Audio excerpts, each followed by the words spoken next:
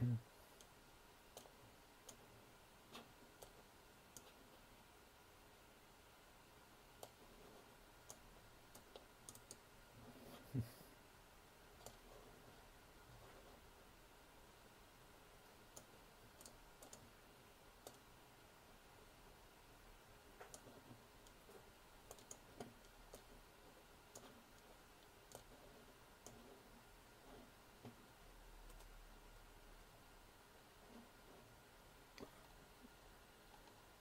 we are.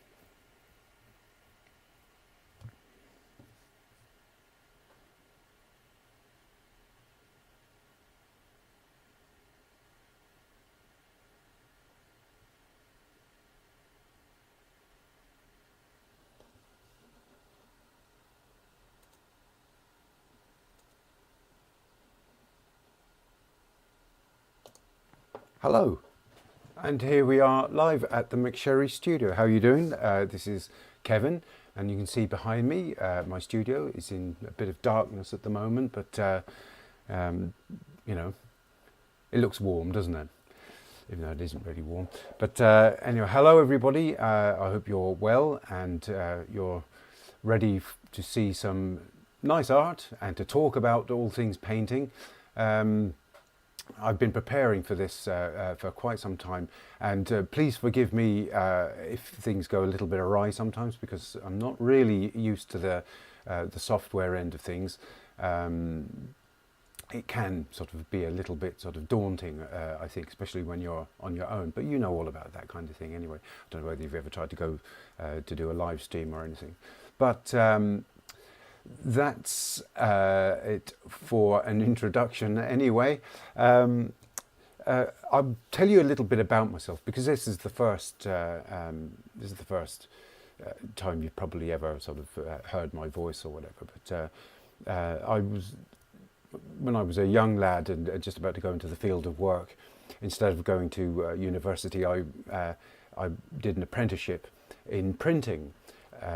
And you know, that lasted for 17 years, and I had absolutely no ambition whatsoever to be an artist at that stage.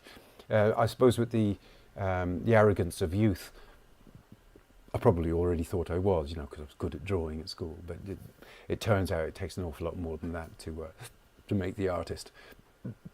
So for 17 years, I just did industrial work, but I learned a lot, and of which more later. So it'll cycle back round to that subject anyway. But what happened was that new technology came in, and it absolutely sort of destroyed my industry, the printing industry. And I wasn't really even a printer. I didn't operate printing machines. I used to produce film, you know, in order to make the plates, in order that the printer could actually, you know, do the printing job itself. So please tell me, actually, sort of, if you can hear me. Just give me a thumbs up. I actually don't know how to view anything that you might indeed be saying to me, but let's have a look. Anyway, but it doesn't matter. So, you know, so I was in the printing trade. It was really sort of grinding to a halt about the mid-90s, as technology really sort of came in a big way. And even one of the journeymen, when I first started, I hadn't been in the place a month, and he said to me, Bill, his name was, and he says, Kev, he says, get out of this trade, it's dying. This was 1979. I thought, what's he talking about? But he obviously had some kind of prescient notion about what was going to happen that I certainly didn't. I kind of probably didn't know it was going to happen until a week before I kind of left my last job. But anyway, what happened was I left the last job that I was in the printing industry, and I knew that it wasn't going to sort of work out for me anymore. And that is where my artistic journey began, because I kind of decided to myself, well, if I can't do this, maybe it's an opportunity. I was 33 at that stage, and I'd just become a father. Been married sort of the year before, and just become a father. Had a mortgage, and I thought, well, if I don't do anything now, I'll probably never do it. And like that, I kind of fell into I fell into this sort of world of illustration. And in fact, it wasn't illustration at first, it was cartoons. So I was doing cartoons for some of the clients that used to come into the printing works, if you know what I mean. So I kind of accosted a couple of them in the, outside the office and said, do you need a cartoon? And one of them, in fact, did need a cartoonist. So I started doing cartoons, a regular monthly cartoon for him. There was no money in it, but it started me off. And so what I'm going to do is really just, I don't think it's going to take that long. It's just to take you through my artistic journey, because I suppose it's kind of an interesting one. And I think it's kind of a backwards artistic journey. I kind of started a really high end, and sort of ever since I've been struggling to become an amateur. It's weird. But everyone's sort of story is different, and I'll give you a little sort of synopsis of my own story. And I'll do it by showing you some of the work that I did, how I started. So if I change my camera, let me have a look at that. Not that one there, that one here. Okay. Can you see me still? Yes, here I am down in the corner. So one of the first jobs I ever did was, in fact, this one for a magazine called Marketing Magazine. And this one, the guy used to feed me sort of ideas and things like that at the beginning, and I can't remember how this one came up. It's so long ago now. You're talking, what, 1995, coming up to bloody 30 years, bloody hell. But anyway, so I don't know whether you can actually sort of read that very well. It's Moses up on the mountain with the tablets with the commandments on them. And, okay, I won't say ad space, just thought I'd ask. So that's one of the cartoons. Quite detailed, lots of cross-hatching.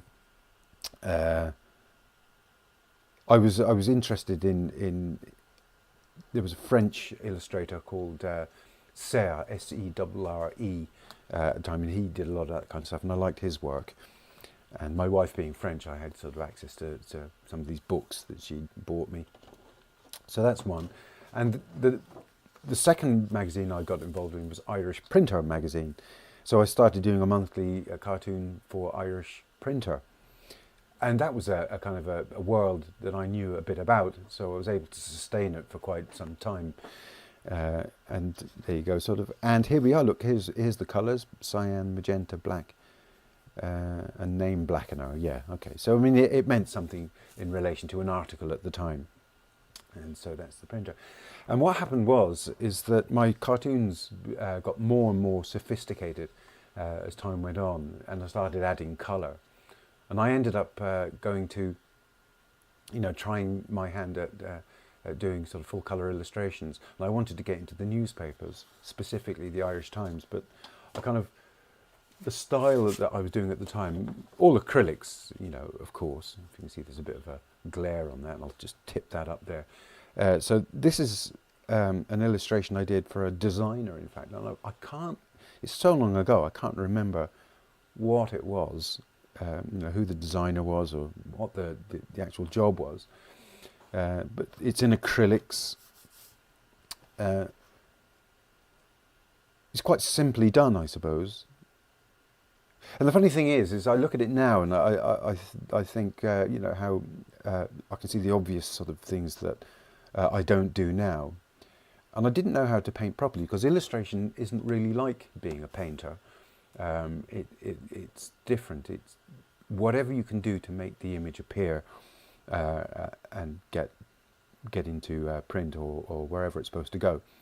That's what you use. So, by fair means or foul, you can get the job done because there's people relying on it. There's, money being spent on it and a hole to fill in some kind of advertising budget or a newspaper, and my illustrations became more sort of sophisticated, I'm saying. And I look at this and it is quite sophisticated. You can tell what it's supposed to be and, it's well painted, but it's still not like being a painter. It's a different approach, different reason for doing things. It's a branch of art, of course it is, but it's. I'll come to it later. But I got the job done, but I'm not. I wouldn't paint like it now. So let's put that one up here. I'm just going to go through. So some of these illustrations were done for newspapers. So they're all in acrylics on paper, good quality paper. This is Arches or Arche hot press watercolour paper. So this is one for the Irish Times here. Look, somebody taking their credit card for a walk down in a shopping street. I can remember none of the text of the articles, but I enjoyed doing these an awful lot. I kind of almost sort of thought that I'd arrived, kind of thing, doing newspaper illustrations. And I do enjoy them, and I still like looking at them. And more to come.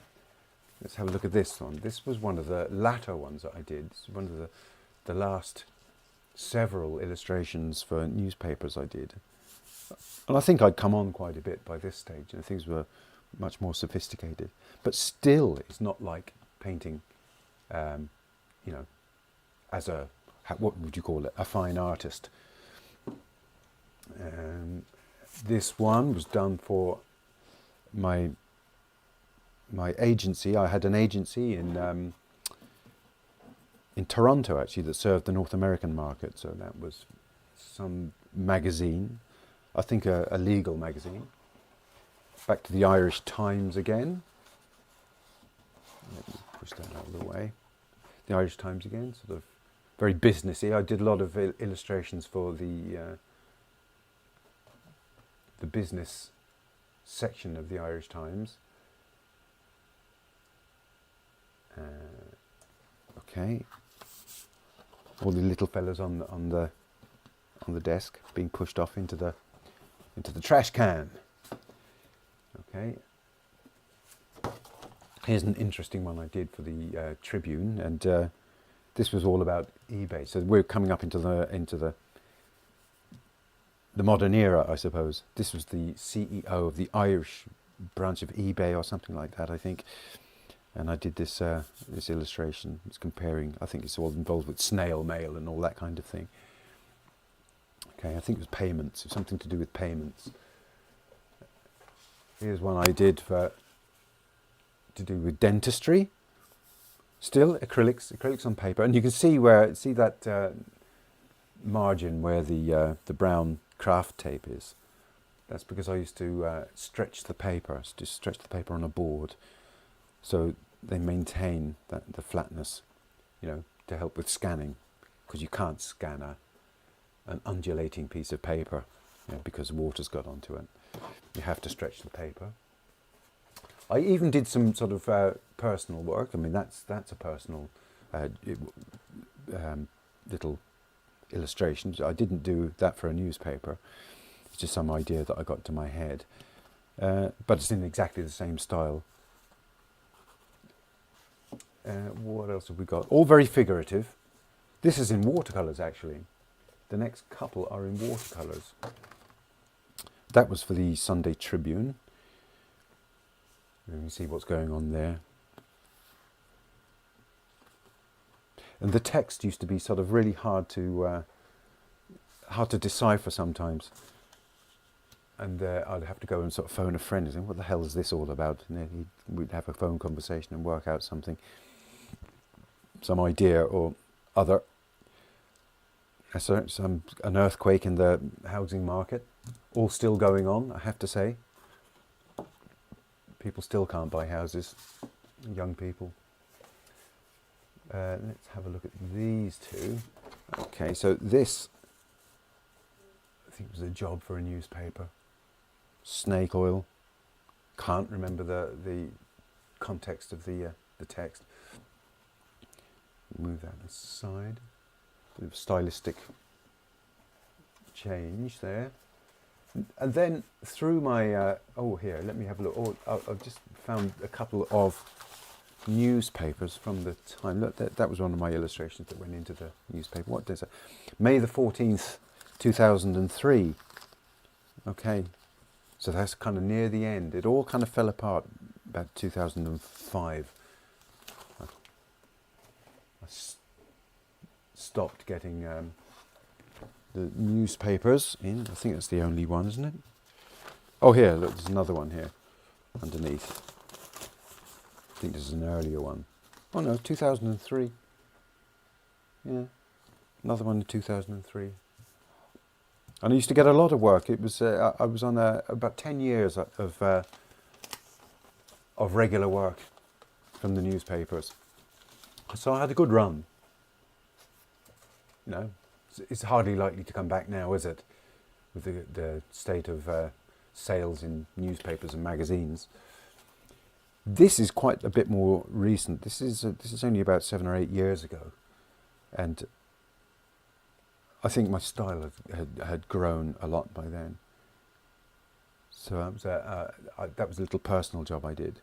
So it's a present for a friend, which I still haven't given him. I've got the thing in my stores. Yeah, so if you can go up close there, you can see. Yeah. Acrylics on paper again. What do I call that? I always mark them on the back. Sir William Marshall of Kilkenny. Yeah. And these ones I'm kind of proud of as well. So because sometimes I got work for graphic designers, and that was always kind of really nice work, especially when it was to do with wine labels. So this is a job for a wine label in the States, and I enjoyed it very much. Can't remember why it came out like this, but there was a kind of a spate, probably still is, of really nice illustrative storytelling wine labels that you don't really get in Europe. Europeans like their wine labels to be plain, especially the French. The French, when they see a highly illustrated, decorative, or beautifully designed wine label, that they mistrust the wine, because they're thinking, why would you need such a sophisticated label? It's the wine that should be the thing. They just think in a different way. Here's one for a blueberry wine, which would be a certain no-no in France. I can tell you that. They wouldn't touch the stuff. But it's, I suppose, big in California, I suppose. And so that was a blueberry wine. And so these two lovebirds was the idea behind that. Okay, there you go. Really enjoyed doing that job. And my favourite one of all of them was this one, which I did the illustration, and the wine. What would you call it? Vintners? No, the winery, I suppose, didn't even have a name for the wine, and I managed to come up with one for them. So I kind of helped with the branding as well, which is unusual. And this was kind of. I was in a French Cultural Institute in Dublin, and one of my wife's friends was there, and I asked her just to quickly pose on the desk, so with her hand under her chin like that, and based this this wine label illustration on her. And there's a space for the date, the year of the wine, and it kind of harks back to Mucha, Alphonse Mucha, that kind of style, the fin de siècle era. Art Deco, no? Art Nouveau, isn't it? Sort of a bit Art Nouveau, a bit surreal, that kind of thing. So what happened then is I got a big job from my agent for a string of restaurants in Canada called Swiss Chalet, and I did these huge paintings of food, and they were big. They were 6 foot by 2 foot, and then they expanded them. They doubled that to print them and to put them in the restaurants. I've never been to Canada. I've never been to a Swiss Chalet restaurant. I'm sure it's lovely, especially if my illustrations turned up there. But so that was 2008, and it was a huge job, and it took me all year. And but basically, that job, I learned to paint properly, because in the end, they first of all, they were saying they wanted these really sort of impressionist paintings of food, and quite lively, colourful. But in the end, all they wanted was more or less still lives. So I started painting still lives, and around about the same time, I think it was just a couple of years earlier, this internet-based movement of daily painters started to grow. And they were posting, I think Dwayne Kayser was one, Carol Marine was another, two of the most famous ones. And they more or less kick-started this movement, internet-based, and I kind of went along with it as well, because I thought, God, yeah, if I did these small paintings every day, and I'd take off, and I'd learn to paint properly, which I actually hadn't done up until that point. And so I kind of went to back to first principles, and I started to paint these small paintings. So I'll show you a few here of the kind of things that I mean. And I think this led on to something else, which I'll tell you in a minute. So I'm not sure what the colour is like there, but a couple of lemons. They look very warm on the screen, but they are kind of warm lemons from Capri that my wife brought back, and I painted one of these one day. Here's my, what do they call it? Bialetti, mocha cafetiere. So that's they're just small. You choose a single object, and you paint that. And you're probably only going to spend an hour to an hour and a half on the painting, because they're so small. Look at the size of my hand comparison. It's almost postcard size. Okay, and here's another one. So, I painted tons of these things. If you paint a painting every day, you end up with hundreds of them. And I sold many of them. I still do them now and again, because of what this all led up to. And I suppose what it led up to was teaching. Because I thought, well, my painting sort of skills, I suppose, that I'd honed through illustration, and then sort of turned into a proper painting practice, like the fine art painting practice, like going back to first principles about alla prima painting, that kind of thing. Plus, going back to the printing, it was a knowledge of colour, which was the kicker, because people think they know about colour, but they don't really know about colour. Printers know about colour, and the scientists that developed the colours that are in use in your desktop printer as well: cyan, yellow, magenta, and black. The process cyan, process yellow, process magenta, process black. They'll give you the widest gamut of colour, of truest colour. Whereas painters, they're tied into a traditionalist palette. So if you want a warm red, you get a cadmium red. If you want a cool red, you get an alizarin crimson. So they have earth colours on their palette. There's all sorts of things. There's transparent colours. There's opaque colours. There's fugitive colours. There's all sorts of things that have the knowledge has developed over hundreds, probably thousands of years, because the Egyptians used to paint, didn't they, using caustic. So you really can reduce your palette down to 4 colours plus white, if you see what I mean. And really, if you wanted to, it could be 3 colours plus white, because you don't need black in a painting. Black is good for certain things, for making shadows, but that's it. And you can make shadows a different way. But it's easier to teach somebody when you have a palette with black on it. So I'll show you in the next panel, and we'll come to an end on this, because there's no need to go on too long with this, because you know, there's an ebook that you can actually get down below. There's a link in the description of this video, and it explains the colours that you can use, because the colours I use are not process cyan, process magenta, or process yellow. I've substituted colours that are commonly available here, at least. If you're in the States, or you're in a country that doesn't have Winsor and Newton paints, for example, you'll have to find out what acts in the same way. You know, which blue acts, you know, it behaves like a cobalt blue. So you need a blue which is in the middle of the colour wheel, not too red like ultramarine, and not too green like cerulean.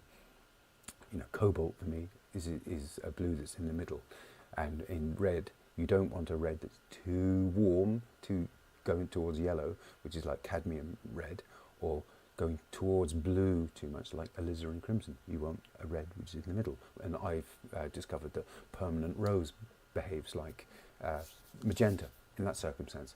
Cadmium yellow pale hue is a good analogue for process yellow, very similar. And ivory black is, you know, it's weak black, which is what you need. And the white I use is titanium white, and I'll show you these. So let's have a look at this. Okay, just grab them from over here, make a racket while I'm doing it. Okay, so here's my palette. Now that's flake white hue, so that's an imitation lead white. I won't use lead white, it's not good for you. But normally I use titanium white. And I use titanium white because titanium white is, you know, it's got good covering power. Zinc white, I don't really care for it very much. You can make a titanium white weaker by putting in medium into it, but you can't make a zinc white stronger. So you're kind of stuck with you know, a weak white, and when you might need a strong white. Okay, so we've got cadmium yellow, light hue it says here, in the other range it's pale hue, permanent rose, cobalt blue, ivory black, and I also have burnt sienna on my palette, and I use burnt sienna for my wash and for drawing, and then sometimes making chromatic darks. You know, by mixing it with blue you get a very dark, because you wouldn't use a black for a very dark. So that's my palette. Okay, so put that over here and just change cameras again, back to me, and so that's what I use, and it's what I recommend to all my students. It's a palette that works. All palettes have a drawback. They have something that they're not quite good at. All of them. So, for example, in my palette, the McSherry palette, it can make purples, but they're never as bright as you might want them if you're, for example, painting flowers, like violets or something. You know, you need a very strong purple or violet colour. It kind of lacks power. It just lacks that brightness and you know, power that you need to describe the flowers. sometimes I find that the permanent rose is just a little bit too transparent, and I haven't found an alternative to that yet. When I do, I'll update it and let you know. But the power of my palette lies in its simplicity, and that every colour is very different. It's not that you've got a warm red and a cool red, a warm blue and a cool blue, all the way around the palette. Because what happens is it just gets confusing, especially for beginners. Now, I recommend that you use my palette up until the time that you've absorbed all that, you've got all that information, and you know how to mix your colours and everything. After that, you know, the world is your oyster, and you change your palette and just try out new things, you know, mix things up a little bit. But start out with a rational, limited palette, and you'll be fine. It'll help you enormously. There may be other palettes that people recommend for beginners out there. You know, try them as well. But my palette is based on the printer's colour design, which are scientifically based colours that will get you the fullest range of, you know, natural, you know, hues, you know, that you need in painting, the fullest gamut, as they say. So do write in the comments anything that you would like to ask me. So put it in the comments, you know, or comment on this video by all means.